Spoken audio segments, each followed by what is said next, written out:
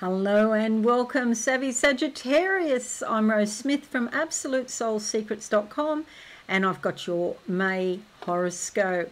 A bit of a quieter month this month, except that your ruler Jupiter is changing signs and going into Gemini. So you're really probably going to feel that. That'll be quite strong for you. Also, Pluto's going retrograde.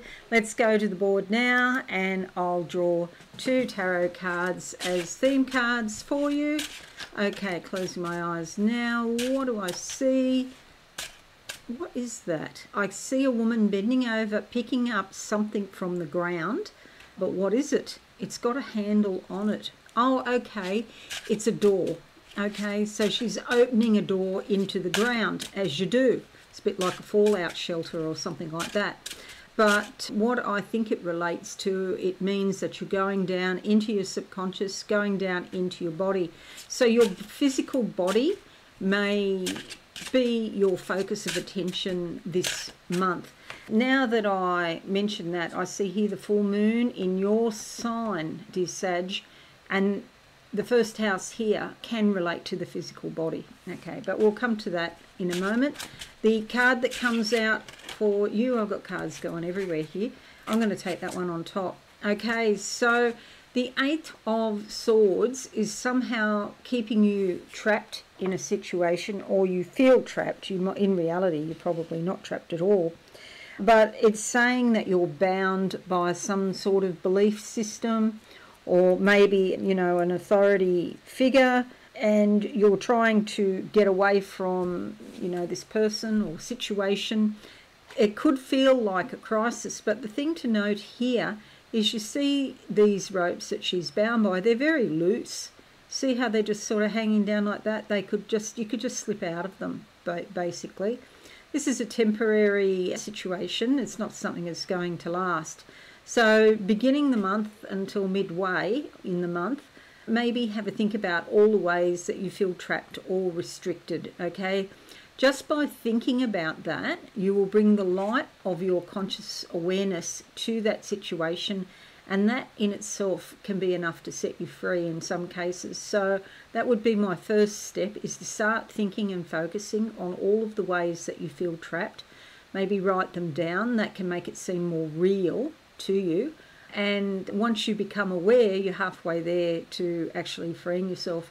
And as I said, it's not very hard to do with those loose ropes. Okay, so Eight of Swords, it's probably to do with your thinking, something that you're thinking which is keeping you in a spot where it's a bit uncomfortable. Second card, second half of the month for you, Savvy Sag. I'm just getting so much to do with this, and get like travel and movement around you.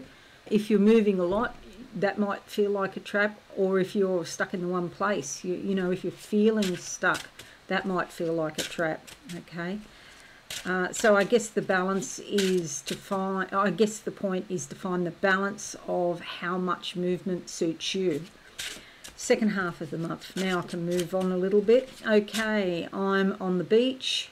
First I thought it was like a horizon with the sky coming down to the earth, but no, it's actually a beach, and it's the ocean coming into the sand. It's beautiful. It's calm, but just enough movement to sort of feel a bit invigorating. It's the same like the temperature of the water. It's not warm, but it's just enough to make you feel invigorated and refreshed. Okay, so quite lovely. Going into the water and getting in touch with your subconscious in some way. The card that comes out for you is the Judgment card. Okay, here's the same sort of theme reiterated again, maybe in prettier colours, but see, they've all been in cardboard boxes. So these are the judgments that they've made. See the cardboard boxes? These are the judgments that they've made that have kept them trapped. And now Spirit is asking you to step out of those boxes that you've made for yourself and to realign your thinking to something that's more healthier and more positive and fundamentally more happier.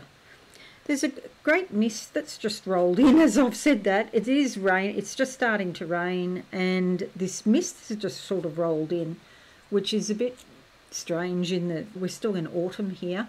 It's bit early for fogs and mists and things like that, and usually only get them very early in the morning, not after lunch. While I'm talking about this, maybe it's something to do with this cloud. You'll see there's mountains in the background, snow caps here. These are the challenges that we all have, and because of those challenges you've formed certain beliefs that have actually tied you up in some way. But see, the angel here, she's got a trumpet and she's calling you out of that mindset or those attitudes that you've formed about yourself. So you're going to change. It's a major arcana card, so it's pretty important, and you could literally change your life with this. Okay, let's make it bigger, like that. Okay, here's your horoscope. I must apologise. I normally write in Texter if you follow me, but I ran out. The Texter doesn't work. There's no aspect patterns starting the month as we normally would discuss. So we'll go straight to the moon. The new moon here in Taurus on the 7th. Okay, so this is your house of everyday life. It's also your work, your routine type work, not the exciting work, but the routine things that you do on a daily basis, and it's your health and well-being as well. So a new moon brings new beginnings. You may have some sort of realization of the ways that you trap yourself in daily life. Maybe it's time to change your routine a bit, go for a walk in the morning in the forest if you can, if you've got any nature around you, or maybe go early if you live in the city when there's not so many people around. That would be helpful. But there's new energies coming in which will revitalise you basically in some way. The full moon in Sagittarius, your sign, will be on the 23rd, and so this is calling you for a shake-up of your identity and perhaps your appearance. So you may clean your wardrobe out, you may buy new clothes that are more suited towards the real you, the person that you actually are and that you're getting more and more in touch with. It's also your body, as I mentioned before. And when I say that, I do get a bit of a vibe on that when I'm saying about maybe ill health is restricting you in some way. And I'm feeling my right leg now and behind the knee if you're having knee problems. And that's hard to move forward if you're having, it's just taken my breath away a bit. It's hard to move forward if you're having knee problems, okay? But what I'm also picking up around that is lower back and jaw, okay? If you can, some dentists, they specialise in a thing called TMJ, temporomandibular joint. Sometimes it goes out of alignment. And there is a thing that you can do yourself if your dentist can show you, because I can't show you on here, but your dentist can show you how to relieve the tension in your jaw, and a misaligned jaw can cause back pain and knee problems as well. I'm sorry if you hear a lot of noise, it's the rain, it's pelting down now. Send her down, Huey. Okay, that's what they used to say in the old days. Pluto retrograde in Aquarius is on the 2nd of May here. It's still in the 3rd house, which is all about your communications, study, learning, promotions and marketing, and also siblings and distant relatives. And Pluto here is bringing some sort of transformation to these areas of your life. It will be retrograde until the 12th of October, and by that time it'll be in Capricorn here, but this month it'll be in Aquarius. So because it is retrograde, it's more likely to be quite internalized, so you're likely to get a lot of feelings being dredged up about communications, or communications elicit various feelings from you. And if you're studying, it might be a bit of a struggle, and you just have to keep on keeping on to get it finished.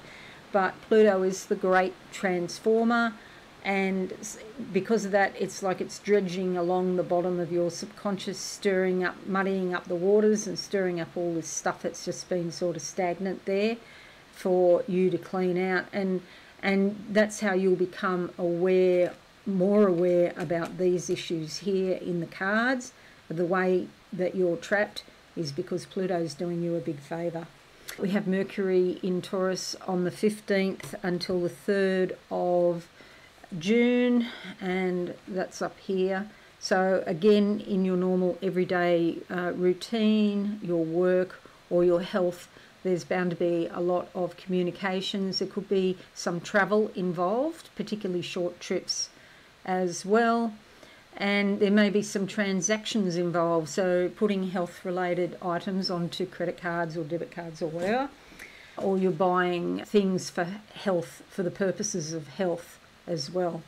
We have the Sun, Venus and Jupiter going into Gemini, and as I mentioned, Jupiter is your ruler.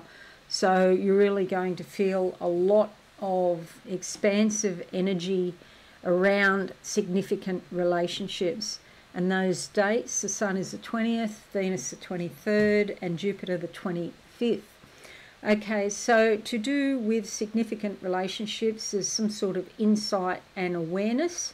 Maybe your relationship has been restricting you in some way, or things aren't going the way that you wanted, and you get the insight into it.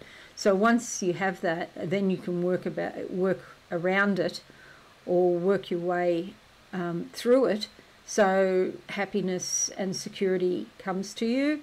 Venus brings love because she does love the thought of bringing in love, and she likes to compromise. She will compromise in order to get that love. And Jupiter just brings, power of extra energy into your relationships. It's also to do with legalities and people that you don't get along with very well. There could be some improvement in these areas.